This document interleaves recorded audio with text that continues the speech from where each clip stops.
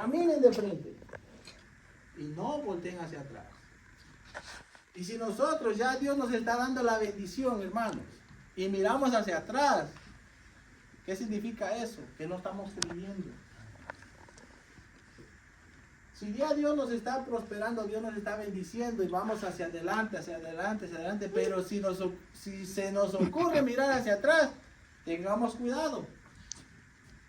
Porque dice, entonces la mujer de Lot miró atrás, a espaldas de él, y se volvió estatua de sal. Ella no creyó que iba a pasar eso en Sodoma. Ella no creyó de que Jehová iba a destruir Sodoma y Gomorra. Sí, exactamente, esa palabra, hermano. Pero nosotros no creemos, aleluya. Lo pensamos, lo dudamos. ¿Será cierto? Eso será falso. Pero si Dios nos manda a hacer algo, amén, como dice el título de la prédica, cuando Dios te manda a hacer algo, hagámoslo. Amén. Hagamos. Porque lo que estamos haciendo aquí no es para mí, no es para el siervo, es para el Dios Todopoderoso. Aleluya. Amén. Así es de que le damos la gloria y la honra al Señor por esta palabra. Amén. Y sigamos perseverando en el camino del Señor. Sigamos. Amén. Y cuando digo sigamos, es porque yo también estoy ahí. Estoy en la lucha, estoy en la prueba, estoy confiando en el Señor, que Dios va a hacer cosas grandes. Ya está haciendo cosas grandes. Aleluya. Amén. Y yo sé que Dios va a seguir haciendo más grandes. Amén. Amén. Así es de que demos un fuerte aplauso al Señor por su palabra. Amén. No sé si el siervo quiere decir algo, siervo. Amén. Aleluya. Bueno, mis amados, gracias por este mensaje, siervo. La verdad que damos gracias a Dios por ello. Miren, ya tenemos un maestro aquí, ¿verdad? Ya lo estamos checando, ¿cierto? Yo quisiera aportarle un poco más ese mensaje de Jonás. Aleluya. Yo soy apasionado con Jonás. Bien. Usted sabe que la palabra Jonás en hebreo, yes, significa paloma o mensajero de paz. Y había un problema en Jonás, que de pronto la mayoría de los teólogos o los predicadores no lo saben. Porque lógicamente, pues como yo estuve en Israel y tuve la oportunidad de conocer los libros reales de la Biblia, ¿sí? Lo que fue el Talmud, el Tanaj, la Septuaginta. Y yo me entero, la realidad, por qué Jonás era tan malvado. Jonás era un viejo malvado, lleno de odio, gruñón, todo lo que tú quieras. Era mal geniado, era terrible Jonás. La historia lo dice. Porque muchos no saben de que Jonás venía de una de las tribus más poderosas de los profetas. La tribu de los jueces. Imagínense usted. Y hay un problema que los hebreos por naturaleza son orgullosos de ser hebreos. Porque no cualquiera puede ser hebreo. Porque de acuerdo a la ley, todo el que es hebreo significa que viene de la línea sacerdotal. Entonces dice, no, pues yo vengo de la línea sacerdotal. Pero ahora mi pregunta aquí es, ¿cuántos saben por qué Jonás huyó? ¿Quién sabe por qué Jonás huyó? Bueno, la Septuaginta cuenta de que Jonás tenía un problema y era odio. ¿Ya? Y eso refleja a un cristiano que muchas veces está amando a Dios y hablando de Dios y está lleno de mucho odio. Es rencoroso, gruñón, peleonero, todo lo que tú quieras. Y es cristiano. O sea, que viene de la línea sacerdotal. ¿Sí me entiendes? Pero ojo a eso. El problema que Jonás era gruñón, rencoroso, peleonero, lleno de odio, tenía un motivo. Y era que cuando Jonás era niño, el ejército de Nínive mató a sus papás. Mató al papá y le echó candela a la casa. Y ahí murieron los papás de Jonás, quemados. Porque el papá de Jonás venía de una familia importante, adinerada. Y entonces no se sometió a lo que el ejército quería y lo asesinaron. Y ahí mataron a la mamá cuando incendiaron la casa. Jonás, siendo un niño de 8 años, cuenta la historia, vio todo el suceso. O sea que Jonás, aún viniendo de la línea sacerdotal de los profetas, creció lleno de mucho odio.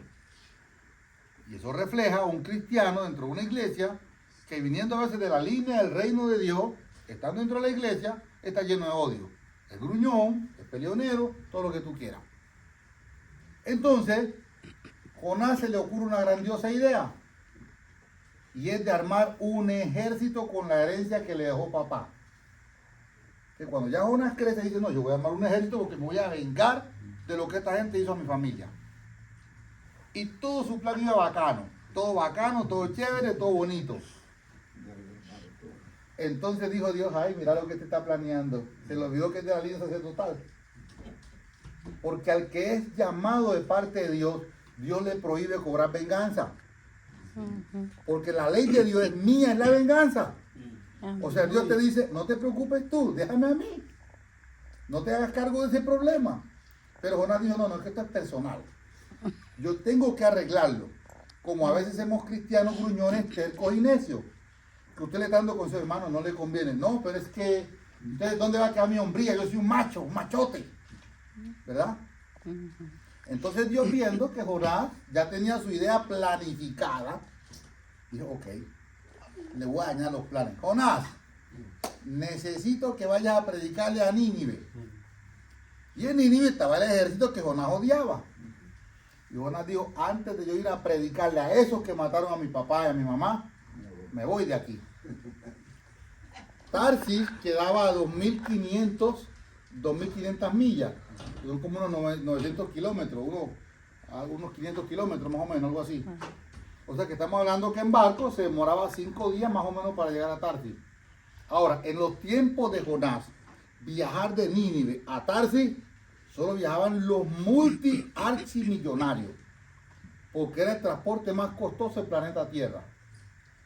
Y Jonás tenía tanto dinero que dice que reunió su fortuna, dice literalmente.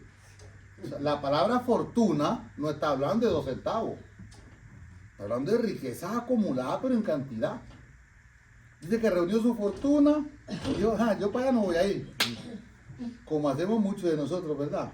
Cuando Dios nos dice, necesito que hagas tal cosa, y usted empieza a huir del llamado y de la responsabilidad.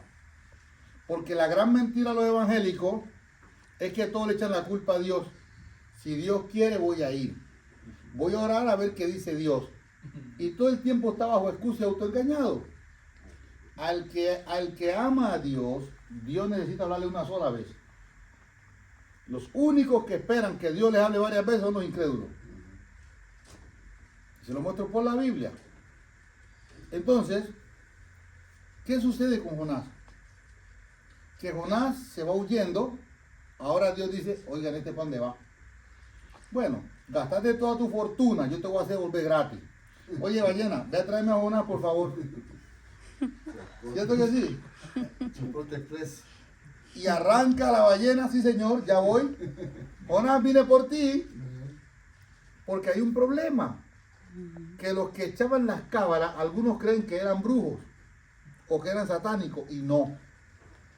Las cábalas se le conocían como las cartas del Urim y Tumim, que eran los que usan todos los judíos naturalmente, lo que hoy le llaman el tarot astral. Para muchas personas que no saben las cábalas, son reales, porque dice la Biblia que el Urim y Tumim era el medio con que Dios se comunicaba con Israel antes de levantar profetas. Ojo. Ahora, que la usen hoy día para otras cosas que no tengan que ver con Dios, no es culpa de Dios. Ahí está la diferencia, la clara. Entonces, todos estos tipos que iban en el barco conocían para qué servían la cábala. Y echaron sus cartas. Tome, tome, tome. ¿Y cayó sobre quién? Jonás. Sobre el que iba huyendo. Y le dicen, ven acá. ¿Y tú por qué vas huyendo? ¿Quién es tu Dios? Porque ellos sabían que para que un Dios respondiera a las cábalas, no era cualquier Dios. Y entonces él dice, no, yo soy hebreo. Ay, este man nos metió en un problema. Nos metió en un problema este señor. Y le dice, entonces clama a tu Dios para que nos saque este problema. ¿Y qué dice él? Bueno, la única forma de que yo solucione el problema es que me echen al mar, porque viene el transporte a buscarme de retorno. Lo echaron al mar, pero cuando el transporte lo recoge, ahora le viene un proceso.